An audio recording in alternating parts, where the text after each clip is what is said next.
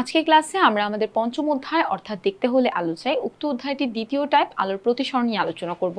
আমাদের প্রথম এমসিকিউ কোয়েশ্চেনটার দিকে যদি লক্ষ্য করি, বলছে আলো এক স্বচ্ছ মাধ্যম থেকে আরেক মাধ্যমে যাওয়ার সময় সে যে এই যে তার বিভেদ তলটা বেঁকে যাচ্ছে, সেই বেঁকে যাওয়ার ঘটনাটাকে কি বলা হয়? সো এই যে বেঁকে যাওয়ার ঘটনাটাকে কি বলা হয় বলতো? প্রতিসরণ বলা হয়।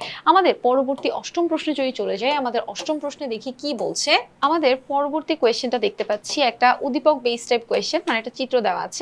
দেখো এখানে কাঁচ মাধ্যম, এখানে বায়ু মাধ্যম, দুইটা আলাদা আলাদা মাধ্যমের কথা বলছে। সো এখানে একটা রশ্মি আসলে যাচ্ছে, তাহলে এখানে তোমাকে বলতেছে এও রশ্মিটা, এই যে রশ্মিটা যে যাচ্ছে, সেই রশ্মিটা আসলে প্রবেশের পরে যে রশ্মিটা পাওয়া যাবে সেটা আসলে এই যে ও এন যে আছে, এই লম্বা ডাকটার কাছাকাছি চলে যাবে নাকি আসলে দূরে চলে যাবে? সো তুমি একটু যদি নিজে চিন্তা করো, আলোটা আসলে কোন মাধ্যম থেকে কোন মাধ্যমে যাচ্ছে। কাঁচ মাধ্যম হচ্ছে একটা ঘন মাধ্যম, আর বায়ু মাধ্যমটা হলো একটা হালকা মাধ্যম। সো হালকা ঘন মাধ্যম থেকে যখন হালকা মাধ্যমের দিকে একটা রশ্মি মানে প্রবেশ করে, তখন সে কি করে জানো? তার অভিলম্ব থেকে দূরে সরে যায়। সো তার এই বরাবর যাওয়ার কথা ছিল, বাট সে সেই দিকে না যেয়ে সে এই দিকে চলে যাবে, অর্থাৎ ও এন থেকে কি হবে? দূরে সরে যাবে। তাহলে উত্তর হবে কোনটা? খ, অর্থাৎ ও এন থেকে দূরে সরে যাবে। আমাদের পরবর্তী এমসিকিউ কোয়েশ্চেনে যদি যাই, 9 নম্বর প্রশ্নতে বলছে পানির প্রতিসরাঙ্ক কত? সো পানির প্রতিসরাঙ্ক কত? 1.33 হচ্ছে পানির প্রতিসরাঙ্ক। আমাদের দশম প্রশ্নতে বলছে বায়ু সাপেক্ষে কাচের প্রতিসরাঙ্ক আসলে কত? এটাও জেনারেলি অনেক সময় চলে আসে। সো বায়ু সাপেক্ষে কাচের প্রতিসরাঙ্ক কত বলতো?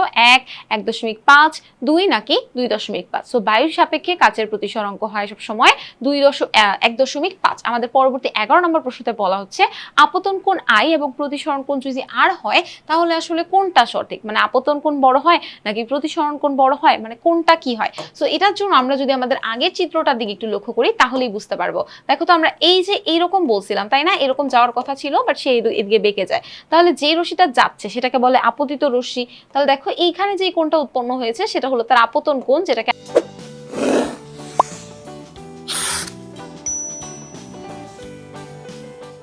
আই দ্বারা প্রকাশ করা হয়। আর এই কোণটাকে বলা হয় প্রতিসরণ কোণ, অর্থাৎ আর দ্বারা প্রকাশ করা হয়। তাহলে তুমি এখানে একটু খেয়াল করো তো, এখানে কি তোমার আপতন কোণ আই এর মানটা বড় নাকি প্রতিসরণ কোণ আর এর মানটা বড়? সো ডেফিনেটলি এই জায়গায় কিসের মান বড় বলো তো? আই এর মান বড়, অর্থাৎ আই ইজ গ্রেটার দেন আর। তাহলে আমাদের ওই প্রশ্নটার উত্তরও কি হবে? আই ইজ গ্রেটার দেন আর। আমাদের পরবর্তী 12 নম্বর প্রশ্নে যদি লক্ষ্য করো, বলছে একজোড়া নির্দিষ্ট মাধ্যম নির্দিষ্ট বর্ণের আলোর জন্য আপতন কোণের সাইন এবং প্রতিসরণ কোণের সাইনের অনুপাতটা কেমন হবে? অনুপাতটা সবসময় একটা ধ্রুব সংখ্যা হবে। বলছে দ্বিতীয় মাধ্যমের সাপেক্ষে প্রথম মাধ্যমের প্রতিসরাঙ্ক, এরকম না, প্রথম মাধ্যমের সাপেক্ষে দ্বিতীয় মাধ্যমের প্রতিসরাঙ্ক, এইটা হবে। সো খ হবে আমাদের উক্ত প্রশ্নের উত্তর। এই জিনিসটা আসলে কেমন জানো? ধরো তোমাকে আমি একটা মাধ্যম বললাম এ, অন্য একটা মাধ্যম বললাম বি, তাহলে তাদের দুজনের সাইনের অনুপাত যদি তুমি জানতে চাও, তাহলে এটাকে এইভাবে লিখে যে এ ইটা বি, তাহলে এটাকে কিভাবে লিখে জানো? দুইটাই হয় সাইন। এখন এই যে প্রথমে যেটা তুমি লিখো সেটা হবে সাইন এ, আর পরবর্তীতে যেটা লিখো সেটা হবে নিচে যে সাইন বি। তাহলে প্রথম মাধ্যমের সাপেক্ষে দ্বিতীয় মাধ্যমের, প্রথম মাধ্যমের সাপেক্ষে দ্বিতীয় মাধ্যমের প্রতিসরাঙ্কটাই হবে এটা সঠিক উত্তর। আমাদের পরবর্তীতে দেখতে পাচ্ছি আরো একটা উদ্দীপক বেস কোয়েশ্চেন, বলছে যে আলো এ মাধ্যম থেকে এ থেকে বি মাধ্যমে প্রতিসরিত হয়। তাহলে আমাদের দুইটা মাধ্যমের কথা বলছে। ধরো এটা আমাদের এ মাধ্যম, এটা আমাদের বি মাধ্যম। বলছে প্রতিসরিত রশ্মি এবং অভিলম্বের মধ্যবর্তী যেই কোণটা, তা সেই কোণটাকে আসলে কি কোণ বলা হয়? তাহলে প্রতিসরাঙ্ক রশ্মি, প্রতিসরিত রশ্মি কোণটা আর অভিলম্ব কোণটা, সেটা আমাদেরকে আগে বুঝতে হবে। সো এই জিনিসটাকে আমরা বলি বিভেদ তল, এই লম্বা দাগটাকে আমরা কি বলি? অভিলম্ব বলি।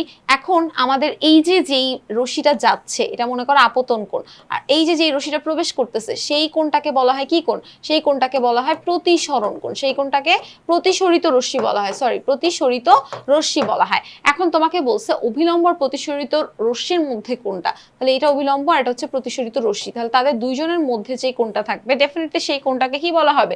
প্রতিসরণ কোণ বলা হবে। পরবর্তী কোয়েশ্চেনে বলছে একই সমতলে আসলে কি থাকে, মানে একই সমতলে, এই যে ধরো এটা একটা একই সমতল, সো একই সমতলে কোনটা কোনটা থাকে?